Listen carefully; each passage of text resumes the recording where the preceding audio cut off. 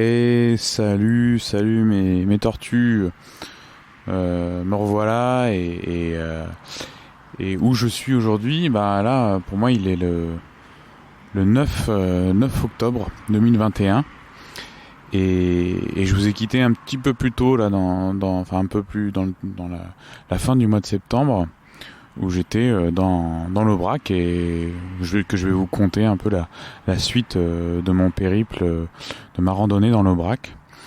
Là moi qu'est-ce que je vois en face de moi, j'ai un terrain de pétanque avec deux bancs, je suis assis sur l'un d'eux. Il est à peu près 20h30 et j'ai une sacrée belle route qui passe de l'autre côté. Voilà, je suis à l'hôtel et pour le baptême de mon filleul, donc je vais devenir parrain. Et ça me fait très chaud au cœur et je suis assez honoré de cette responsabilité que l'on me donne pour les prochaines années. Et en tout cas, j'ai un très beau filleul et une très belle nièce et ils sont fun. Donc je suis très content. Voilà pour la petite partie perso.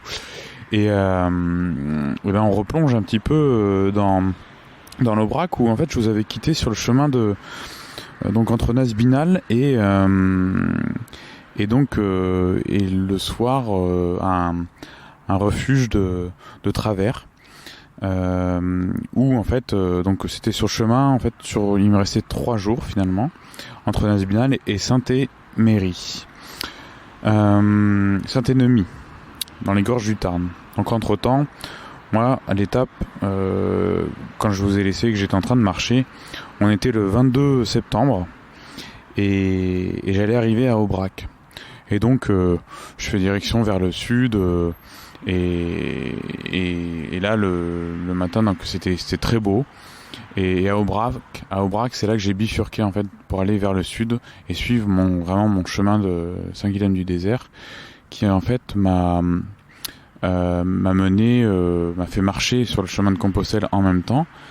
Et si vous voulez, quand j'ai dû bifurquer, j'ai dû prendre un autre GR, c'était le GR6. Et avant, je me rappelle plus quel était le numéro du GR de Compostelle. Anyway, donc en fait, à Aubrac, j'ai plongé dans la forêt là, où vraiment j'ai quitté la route, j'ai écouté les gros tracés. J'ai vraiment aimé la partie de l'Aubrac que j'ai traversée et là j'allais descendre vers l'Aubrac où j'allais rattraper plus tard l'Écosse, tout ça. Et donc je rentre un peu dans un sentier assez large et puis ensuite un peu moins large et là on rentre vraiment dans la forêt. J'ai eu une grosse partie dans la forêt, dans les bois. Donc ça c'était un peu une variante parce que j'aurais dû tomber à Saint-Chély en Aubrac et finalement j'ai choisi cette variante pour ne pas descendre du plateau d'Aubrac et de remonter et donc ce qui m'a plu c'était d'aller faire cette petite variante qui allait me mener vers d'autres chemins moins usité, donc ça m'a plu et j'ai eu un passage à un moment dans une forêt où en fait j'arrive à un petit ruisseau, je dois passer le ruisseau et je dois traverser la forêt et en fait j'arrive à un croisement où en fait le chemin sort de la forêt juste pour passer un sentier de forêt et il devait reprendre de l'autre côté et en fait je le vois pas, je vois pas les tracés les tracés blanches et rouges et je me dis mais où est-ce que je suis où est-ce que je vais et je continue dans la forêt, je vois toujours rien, je me dis c'est pas possible, je redescends jusqu'à la rivière et j'avais quand même sué pas mal avant, c'était pas énorme mais ça m'a juste suffi à me dire à chaque fois que me poser la question est-ce que je redescends jusqu'en bas. Après j'ai repris le chemin, je suis allé j'ai continué, c'était complètement détrempé, enfin je me suis pas mis plein les chaussettes mais bon c'était j'ai dû perdre une demi-heure, 20 minutes et au final c'est que le chemin continuait bien dans la forêt à monter encore un peu Mais arrivé au croisement où j'étais, moi je m'étais un petit peu décalé parce que apparemment le chemin était pas moi je m'étais décalé parce que c'était barré par plein d'arbres qui étaient tombés. Donc le chemin continuait bien, mais il fallait que j'aille un peu sur ma gauche pour aller continuer à aller tout droit. Et ça m'a fait donc traverser cette forêt, le bois, et j'ai eu pas mal de traverses de forêt à ce moment-là. J'étais pas forcément fan parce qu'il fait un peu frais en forêt et puis on voit pas grand-chose.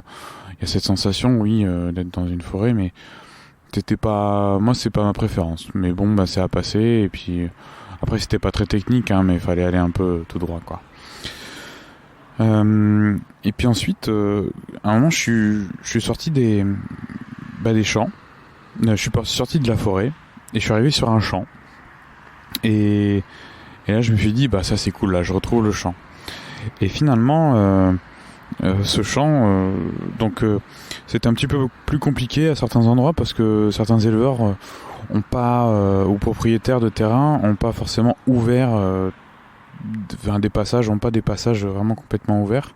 Donc, faut un peu escalader la barrière ou éviter les barbelés. Mais bon, ça c'est un petit peu monnaie courante dans l'Aubrac. Et donc bon bah là j'escalade un petit peu la séparation entre la forêt et le champ. Arrivé dans le champ, je vois au loin un troupeau de vaches. Donc elles ont les cornes, elles sont apparemment rousses, hein. Moi je suis un peu daltonien donc j'ai pas toutes les infos. et je les vois, le troupeau bouger, et puis en fait ce qui est ouf, c'est que quand on s'approche des vaches et qu'elles sont en train de bouger, en fait elles s'arrêtent et elles te regardent. Et là, tu te dis, qu'est-ce qui va se passer? Mais toi, regarde, en fait, elles ont plutôt un regard neutre, en fait, les vaches. Et en fait, je suis là, bon, ben, d'accord. J'essaie pas trop de croiser leur regard parce que je sais pas si elles ont un petit derrière ou quoi. Elles peuvent croire ce qu'elles veulent. Et en fait, croiser le regard ou tenir le regard avec un animal, ça, c'est à majorité pas forcément la meilleure idée à avoir, et il faut pas trop le faire, quoi. J'avais eu une histoire d'une femme qui dans un des parcs américains ou canadiens avait eu affaire à un ours face à elle, et elle était rentrée dans sa voiture. L'ours s'était levé sur ses deux pattes pour annoncer une attaque ou faire peur. Et il ne s'était rien passé parce que dans l'affaire, elle avait ses lunettes de soleil et il n'avait pas pu faire un eye contact avec elle, et inversement, mais même si elle le regardait, il s'était rien passé, et c'est pour ça qu'il n'y avait pas eu d'attaque. Donc bon, tous les animaux sont pas des ours, et voilà, mais c'est bon à savoir, quoi. Donc voilà, et quand je passe, elle s'arrête. Donc moi je passe un petit peu derrière, assez loin de leur popotin pour pas risquer forcément de me prendre un coup. Mais bon, c'est moi qui affabule un petit peu. Mais voilà, donc je passe, tout est pisse, et c'est cool et c'est beau. Il y a beaucoup de relief encore. Faut imaginer des terrains vallonnés, de la verdure tout au loin et tout autour, et quand on marche dedans, c'est comment dire, c'est très haut, enfin c'est presque labouré par les vaches un peu tous les jours, et donc faut faire aussi attention là où on marche. On a vite fait de quand même se fouler une cheville, hein, si on en est capable. Et voilà, et donc au fur et à mesure il commence à faire faim, il est vers il est un peu il est 13h, et j'arrive à la fin de la traversée de ce champ, et je vois des gens qui se mettent à pique-niquer juste avant ou derrière une barrière. Ils venaient de la passer. Et donc moi je les vois, bon ok, je me dis très bien, un petit bonjour, et passer la barrière, c'est de la route. Et là je me suis dit combien de temps ça va durer encore, et j'ai envie de me poser. Et j'ai envie d'être voilà, de me poser tranquille, de faire sécher la tente parce que le matin elle avait bien pris la pluie, bien pris l'humidité. Donc voilà. Et en fait, ça a duré sûrement 3/4 d'heure de marche sur le bitume, et c'était pas marrant du tout. Et donc bon bah voilà, j'arrive à un autre champ et là je peux me poser, je déballe. Je m'étais pris à manger le matin et je me fais un petit festin. Enfin c'est super cool. Il y a un monsieur avec qui je discute parce qu'il me voit avec la tente posée et lui aussi était en autonomie. Et donc on discute un petit peu de l'humidité et tout. Il m'aborde, il me dit alors c'est le moment du bivouac et tout. Ah non, je dis ah non là c'est pour faire sécher là. Donc en fait c'était c'était plutôt sympa de discuter un petit peu et le soleil est arrivé. Et juste derrière moi en fait j'étais assis dans un champ qui sur le flanc en fait c'était le flanc du sommet le plus haut de l'Aubrac qui culmine à 1400 et quelques mètres. Donc globalement le plateau il est à plus de 1000 mètres, mais voilà, on est le point culminant est à 1400 et quelques mètres et ça donne une bonne température. Moi je me suis bien senti sur ce plateau. Donc voilà, je finis de manger, etc. Et je me remets en route pour passer le refuge des Rajas. Et donc là, il y a un creux à ce refuge-là où en fait, c'est un refuge qui est vraiment perdu. Et il y a une piste qui arrive de la route et que d'ailleurs on prend à la marche et qui est ravitaillée en 4x4 et tout. Et donc après avoir passé ce refuge, donc on passe une petite rivière dont son lit a un peu dépassé des rives, et donc on passe sur un petit pont artificiel là fait de pierre et tout. Pas tout à fait, c'est très très rustique quoi. Et donc après il y a plus qu'à remonter. Parce que évidemment quand tu passes une rivière t'as forcément descendu quelque chose, voilà, et donc faut remonter. Et en haut je m'arrête un petit peu, je grignote et c'est plutôt je m'arrête, voilà, et puis je téléphone et donc il y a 2 personnes qui m'abordent, et donc je crois que c'est 2 guides. Le premier il me dit vous cherchez votre refuge, votre bivouac, et je lui dis oui. Et donc il était du coin, il avait vu que je regardais ma carte, et je lui dis voilà, moi j'ai pas trop envie d'être dans la forêt, ça me plaît pas, je préfère avoir un peu de perspective et tout. Et là il me dit ouais, là-bas il y a un triangle, là-bas vous serez bien sûrement, et le matin ça va être top, et ça va être une bonne sensation. Donc premier petit conseil sympa. Après je me remets en route, donc je marchais normal, et puis il y a un monsieur qui m'aborde, ça va et tout, et donc il m'explique que c'est un guide de haute montagne qui est lui il est de Savoie, ou alors vers le Queyras, un peu plus dans les Alpes, je crois que c'est les Alpes-Maritimes là-bas.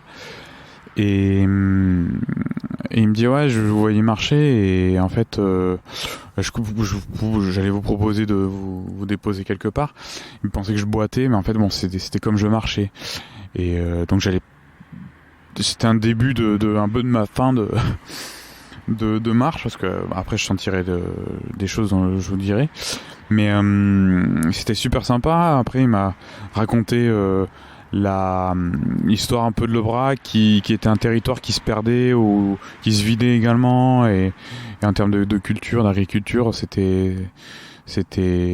commençait à devenir un peu mort. Et puis après il me raconte qu'il y a quelques paysans qui se sont dit non, on a une race de vaches fameuse, et puis qui est rare et qui demande à se multiplier, revivre, enfin en tout cas il faut pas perdre tout ça, cette culture.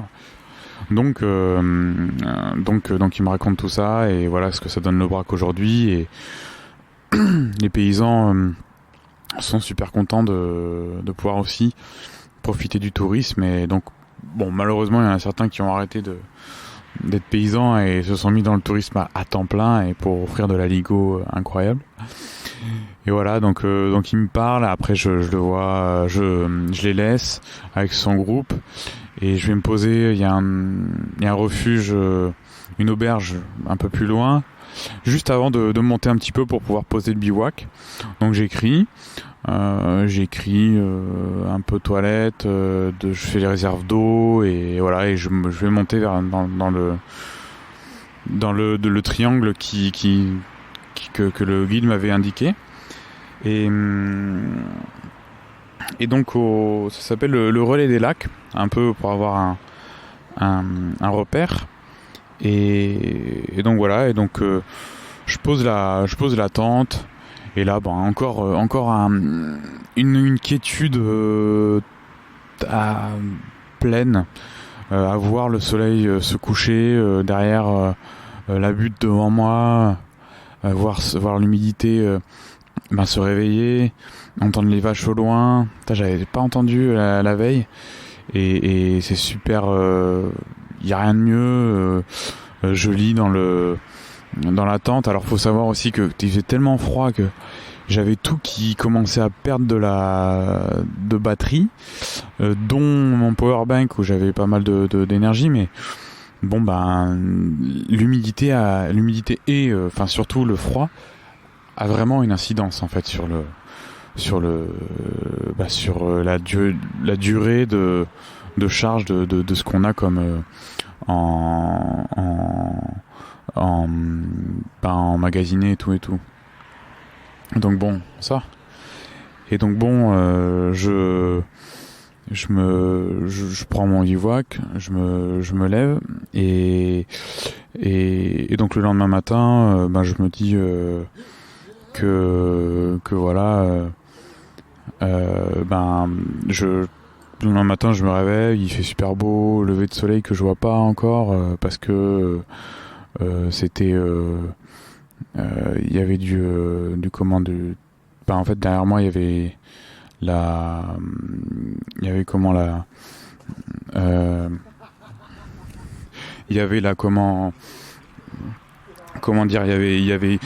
la butte, et donc il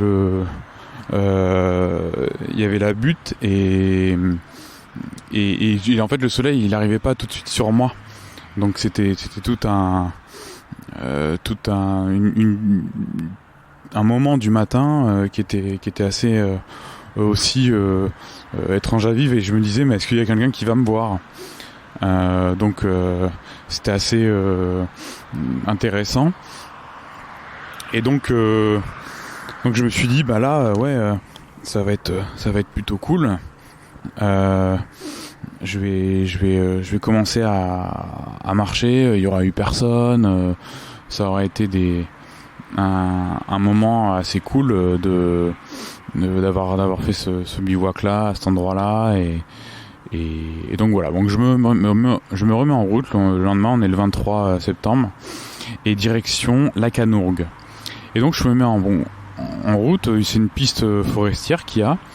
Donc voilà, c'est assez plat, parce qu'après je vais globalement descendre jusqu'à Lac-à-Nourgues, et en passant par Saint-Germain-du-Teil où je trouverai à manger.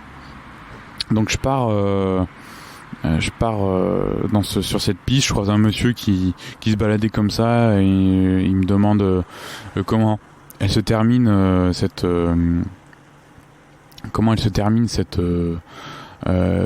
route, en fait, d'où je viens, et donc voilà, je le mets au courant. Ensuite je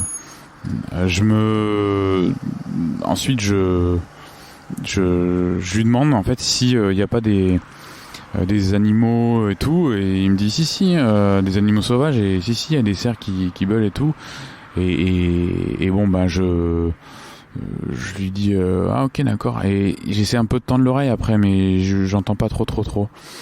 Donc voilà, c'est un peu ça a été un peu mon dada pendant toute cette traversée de cette dernière forêt, et assez intéressant. Je voyais plein de monde en fait dans cette forêt, sur cette piste garée à côté, où il y avait en fait sûrement pas mal de champignons. Il y a pas mal de monde le matin qui s'était dit je vais aller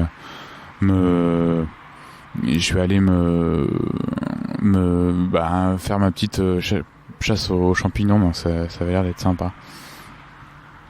Donc voilà, donc je descends, c'est pas mal. Il y a on passe par du bitume. Ensuite, pour arriver à Saint-Germain-du-Teil, je passe par une forêt et j'arrive à Saint-Germain-du-Teil pour me ravitailler et je fais un petit passage aux toilettes, tout ça, je me lave les dents et en fait, je suis arrivé à midi, le truc fermé à midi et demi, c'était un 7 à 8 qui faisait boulangerie, il y avait plus de pain, fallait que donc je me suis pris le nécessaire quoi et je suis sorti de Saint-Germain-du-Teil sur une route où il y avait personne et à côté d'une croix, donc un croisement en site de route, je me suis posé et j'ai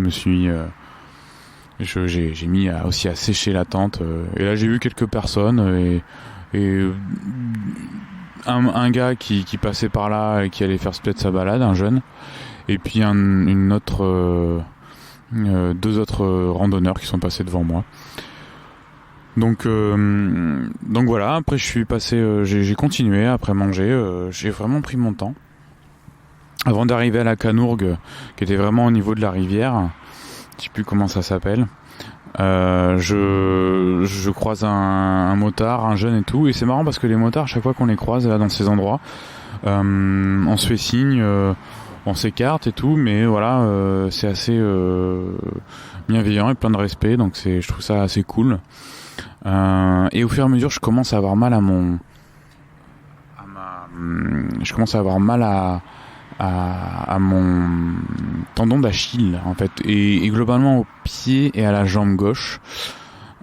C'est assez j'ai un côté un peu un déséquilibre, mais bon, en plus peut-être j'ai des chaussures de trail, donc je marche vite aussi, et peut-être tout ne faisait pas une bonne mayonnaise, une bonne conjugaison pour avoir un confort optimal, et donc à noter en faisant 20 km par jour en moyenne, peut-être que ça allait être dur pour moi. Donc voilà, donc je me dis que là ça peut sentir un peu le roussi, et aussi à la descente jusqu'à la Canourgue qui est pas évidente au niveau physique, mais après c'était pas compliqué. Et donc voilà, donc j'arrive à la Canourgue, je me dis qu'est-ce que c'est que ça, et j'arrive dans un gîte municipal, vraiment pas cher et très sympa et super, tout neuf, et ça m'a fait plaisir d'avoir cette douche là, ce confort, et qu'il fasse beau, qu'il fasse chaud, et que je puisse me ressourcer là et me dire demain je repars sur des bonnes bases, j'ai pris soin de moi et on va voir ce que donne le tendon d'Achille. Et donc il y a deux personnes en fait dans le gîte, et bon c'est très calme, et c'est des personnes qui finissent sûrement, je crois, leur marche, et on finit tous un peu nos marches, c'est assez marrant. Donc ensuite le petit repas que je fais le soir, je prends toujours ce que j'ai dans mon sac à dos, parce que j'ai le sac un peu lourd, et donc à chaque fois tous mes repas, c'est ce qui va me faire ma légèreté de jour en jour. Et voilà, et donc le lendemain je repars de la Canourgue, donc on est le 24 septembre, et en direction des Gorges du Tarn, en direction de Saint-Énimie. Ça fait une grosse étape, mais cela dit, il faut que je la fasse, et je verrai là-bas. Ça commence par une grosse montée, et ensuite j'arrive sur un plateau, je crois que c'est le plateau d'Écosse, et là c'est plutôt un joli chemin. Je passe entre des murs de pierre, entre deux terrains. Je vois un cheval, je vois avec le soleil les toiles d'araignées que les araignées ont construit, je sais pas, hier ou il y a plus longtemps. Donc avec mes bâtons, j'essaie de les écarter. J'entends au loin des bruits d'activité humaine, des champs. Pardon. Et donc je me balade. C'est vraiment une délectation des belles choses du matin, et c'est assez beau quoi, je trouve. Il y a des couleurs, le matin c'est un truc de ouf, moi j'adore, c'est quelque chose qui est plus rare de voir qu'en fait le soir. Et donc il faut toujours se réjouir autant que de voir se coucher le soleil, mais c'est quand même c'est une richesse, c'est une chance de pouvoir voir ça. Je le sais qu'en me disant le soleil se levait, mais j'étais dans un bureau et c'est comme ça que ça se passait et puis des milliers de personnes ne vont pas peut-être le voir ou le regarder et moi là j'ai la chance de le voir, donc quelque part je m'en délecte et donc voilà, donc je commence à vraiment avoir mal et là je compte un peu les pas, un peu les minutes et les kilomètres, même si je me mets à écouter des podcasts pour faire pour passer un peu le temps et les idées. Il fait chaud, donc je garde encore un peu le matin, je garde un petit peu mon coupe-vent et tout pour pas attraper froid ou avoir froid tout simplement.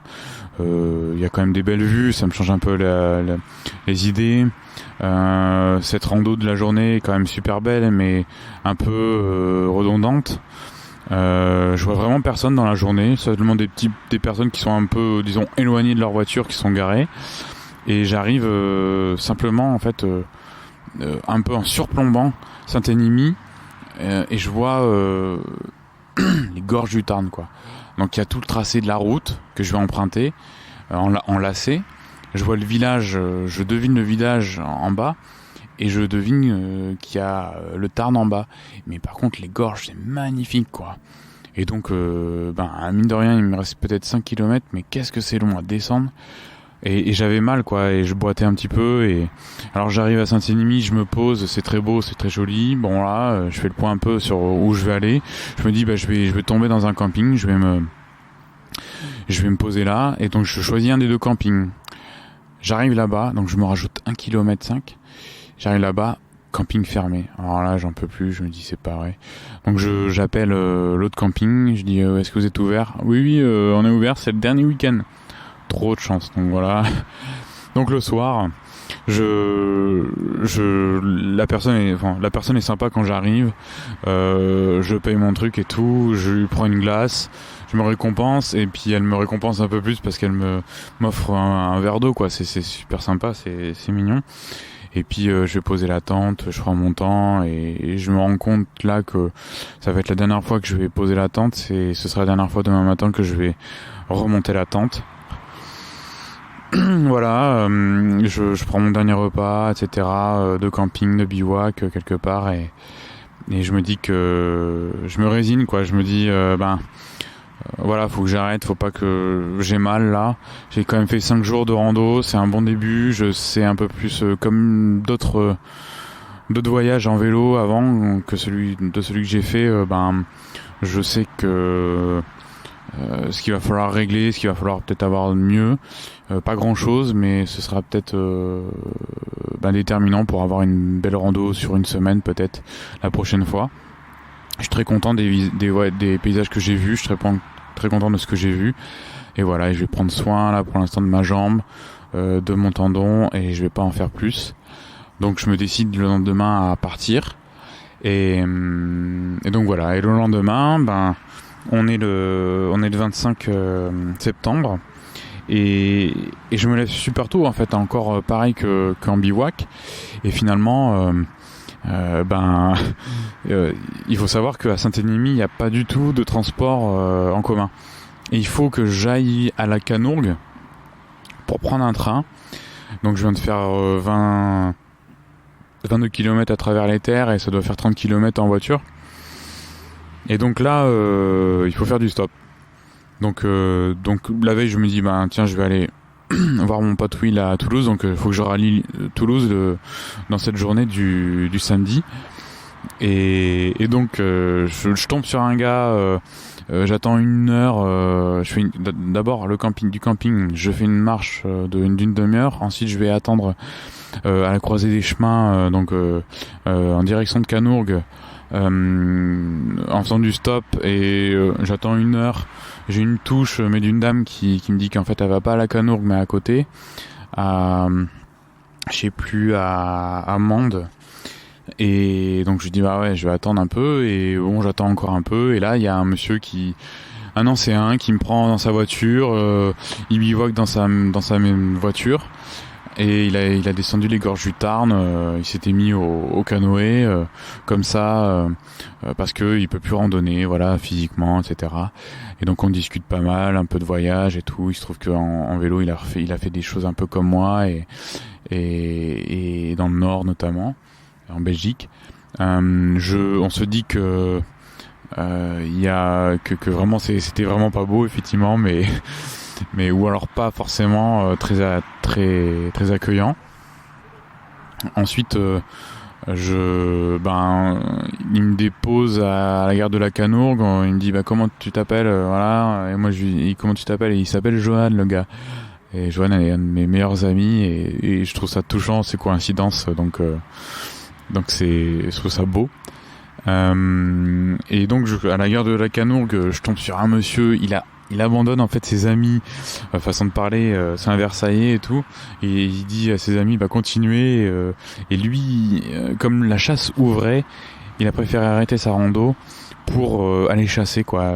Les chasseurs, c'est un truc de ouf, ils attendent le premier moment du jour de la chasse, et ils manquent pas ce premier jour, quoi. Très intéressant. C'est évidemment pas mon délire, mais c'est ouf comme détermination. Alors c'est pas tout le temps des jeunes que je vois en tant que chasseur et que je croise. Donc voilà. J'attends le train, je prends le train. Le point positif du train, c'est que je passe par Millau, et en fait je vois le viaduc de Millau que j'avais jamais vu, et je trouve ça assez impressionnant. C'est très beau, très très beau. Et voilà, j'arrive à Béziers, le train arrive à Béziers, j'attends un petit peu, je vais me prendre à manger, je fais un truc gros, je vais dans un fast-food, et ça me fait plaisir, quoi. C'est un peu bizarre, quoi, mais ça me fait énormément plaisir de manger salement. Et en fait j'attends un blabla, j'ai réservé un blabla qui m'amènera à Toulouse pour aller voir Will. Et en fait le blabla arrive pas tout de suite. Je vois des filles qui j'avais vu sur l'application étaient avec moi, et je leur dis vous attendez et tout, et elles venaient d'appeler, et le gars avait pas vu les réservations. Il y avait eu sans doute un bug avec l'application, enfin voilà. Donc voilà pour l'histoire de ces 3 derniers jours, qui encore une fois se soldent par un arrêt un arrêt un peu plus tôt que ce que j'espérais, mais bon, c'est pas grave.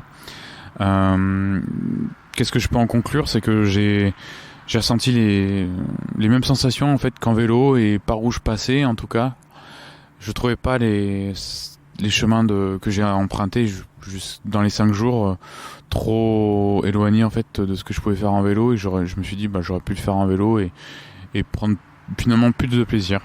Ça je me le dis. Ça aurait été peut-être même plus agréable, et puis c'est pas impossible, quoi, de suivre ces tracés, c'est de grandes randonnées qui ne sont pas de haute montagne. Donc c'est à méditer. Cela dit, la lenteur et l'effet de ne jamais de ne jamais croiser personne m'a pas mal plu dans ce cadre de rando, et par contre j'étais complètement autonome, donc c'était quand même assez top. Cela dit, encore une fois, sur ces itinéraires, il y a toujours à prendre à manger quelque part, et parfois tu peux avoir un raté, mais vaut mieux en avoir un plus que... ma bouffe était pas forcément hyper lourde, mais ça constitue un poids, donc à voir comment je peux faire plus tard. Et encore une fois, ça a travaillé sur l'acceptation de mon corps, et de relativiser, de me résilier, et en même temps de philosopher, et de pouvoir méditer, Donc j'ai pu méditer en marchant, ça c'était chouette de faire ça autrement, de m'entendre et d'accomplir encore cette étape, et je suis très content de m'avoir donné ce défi, de l'avoir relevé, de l'avoir accompli, et puis d'en avoir tiré les enseignements. Et puis voilà. Donc voilà, et je vous réserve une petite surprise plus tard sur ce qui va suivre et sur d'autres récits que je vous livrerai. Mais là, il va y avoir sûrement une petite pause puisque je pars sur les océans de cette terre qui est très chère à mon cœur et où il n'y a pas de frontières. Et puis écoutez, merci de me suivre et merci d'écouter. Et j'espère que je vous ai bien bercé, bien accompagné dans le moment où vous étiez en train d'écouter ce podcast et ce récit. Désolé pour un petit moment qui était entre deux, puisque j'étais sur un banc et il y avait un autre banc et il y avait les gars qui discutent des étrangers et qui ont fait un petit peu de bruit, mais bon, c'est ok, je suis allé un peu ailleurs. Et voilà. Et je vous remercie tous. Je vous souhaite bon vent et on se dit à plus tard. Allez, salut les tortues. Ciao.